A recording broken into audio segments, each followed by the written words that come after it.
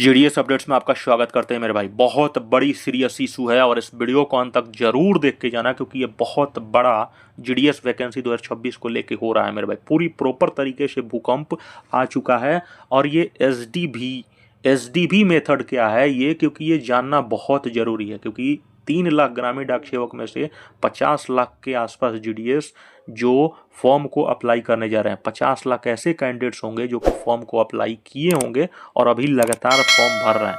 ये जानते हो अभी डेट हमारा कहीं ना कहीं 16-17 फरवरी तक, 16 फरवरी तक फॉर्म भरेंगे। लेकिन इस बार क्या जीडीएस वैकेंसी 2026 में क्या कितने बड़े बदलाव आ रहे हैं या बदलाव हो गए हैं?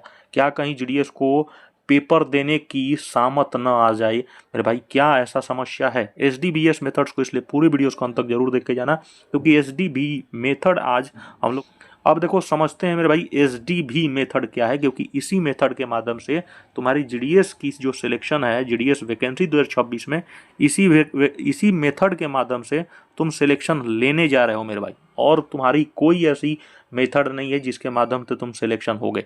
अब एसडीबी मेथड होता क्या है, एसडीबी तरीका होता क्या है, इसको हम बोलते हैं, फुल फॉर्म इसका होता है सेल्फ डिक्लेरेशन वेरिफिकेशन। अब ये क्या सर, ये क्या एग्ज़ाम वगैरह का कोई नया आ गया क्या सर कि इसमें एग्ज़ाम दो मतलब डॉक्यूमेंट वेरिफिकेशंस के बाद? तो बिल्कुल आपको डरने की कोई ऐसी चिंताजनक जो शब्द नहीं है। अब सेल्फ डिक्लेरेशन मतलब होता है कि आपका खुद का कहीं ना कहीं प्रमाण देना पड़ता है कि आप बिल्कुल वही हो जो आपने कहीं ना कहीं फॉर्म को अप्लाई किया था, फॉर्म जो भरे थे आप कहीं ना कहीं वही हो। उसी को सेल्फ डिक्लेरेशन वेरिफिकेशंस कहा जाता है। अब देखो इसमें होता क्या है, क्या क्या ऐसे चीज़ें करनी पड़ेगी तभी जाके आपकी ज्वाइनिंग होगी। इसलिए इस वीडियो को अंत तक अगर छोड़ के जाते हो आधा अधूरा, तो कहीं ना कहीं जाओगे जब डीवी में तो आधा अधूरा देख के जाओगे, तो ज़रूर यहाँ से कहीं ना कहीं रिजेक्शन मिलेगा और 2026 में सपना तुम्हारा भी अधूरा रह जाएगा। तो इसलिए अंत तक जरूर देखो। अब ग्रामीण डाक भर्ती में एसडीबी मेथड का मतलब समझो। सबसे पहले हम डीपली लेके चलते हैं और छोटा सा आपको जल्द ही खत्म करेंगे। अब देखो कैंडिडेट्स खुद अपनी डिटेल्स ऑनलाइन डिक्लेयर करता है। अब ये मैं थोड़ा सा आपको क्लियर समझाते हैं। आप जाहिर सी बात है कि बहुत सारे लोग जीडीएस वैकेंसी फॉर्म अभी भर रहे होंगे लगातार, और कितने लोग फॉर्म भरने की इंतजार में है। साइट्स अभी थोड़ी सी प्रॉब्लम चल रही है, लेकिन घबराना नहीं है पेमेंट्स को भी लेके, ठीक है? रात में कोशिश करो।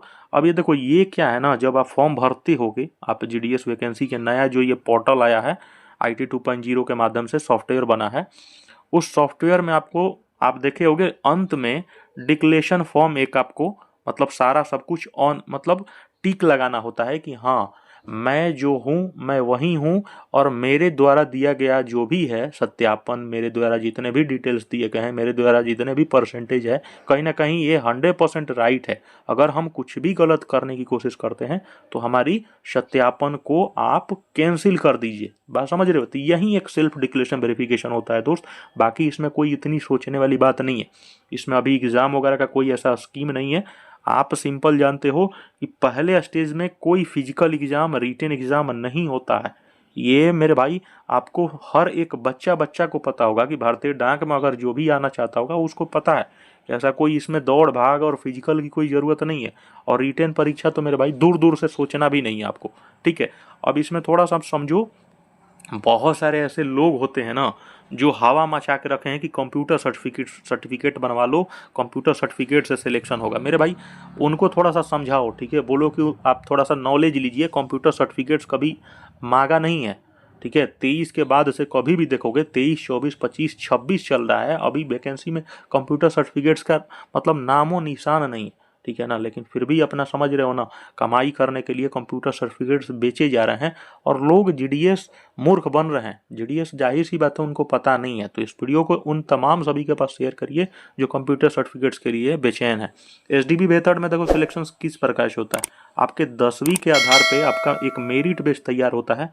सिस्टम इंडिया पोस्ट के पास एक सॉफ्टवेयर है, उस सॉफ्टवेयर में हायर परसेंटेज जिसके पास भी होता है, मतलब हायर परसेंटेज वालों की सिलेक्शंस हो जाती है। मतलब ज़्यादा से ज़्यादा जिनके भी परसेंटेज होंगे, क्योंकि जाहिर सी बात है इसमें परसेंटेज की बेसिस पे ही नौकरी लगती है, क्योंकि इसमें कोई एग्ज़ाम नहीं है। जीडीएस का जो भी आज तक पेपर हुआ है वो अमूमन हमेशा हायर परसेंटेज पे हुआ है।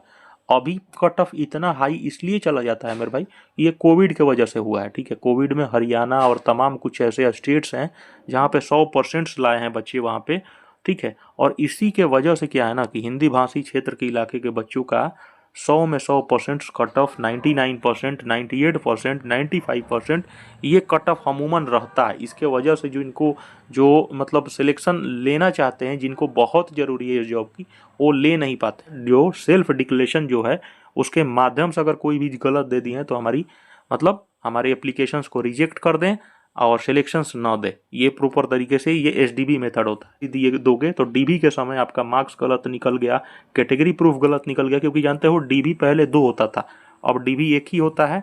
ट्रेनिंग में भी उसको इम्प्रूवमेंट किया गया है, ट्रेनिंग अब 3 ही दिन का होता है, पहले 15 दिन का ट्रेनिंग होता था, ठीक है ना। तो इसलिए आपको कोई भी ऐसे गलत कार्य नहीं करे। मैंने बहुत सारे ऐसे बच्चों को देखा है जो कि डीबी में छट के आ जाते हैं यार, मैं देखा हूँ, अपने आंख से देखा हूँ कि डीबी में डिस्क्वालीफाई बंदा हो गया, आधार कार्ड में मिसमैच था, क्लास 10th के सर्टिफिकेट नंबर में गलत दे दिया था, उसके फादर्स नेम में गलत था, मतलब क्लास 10th के मार्कशीट में।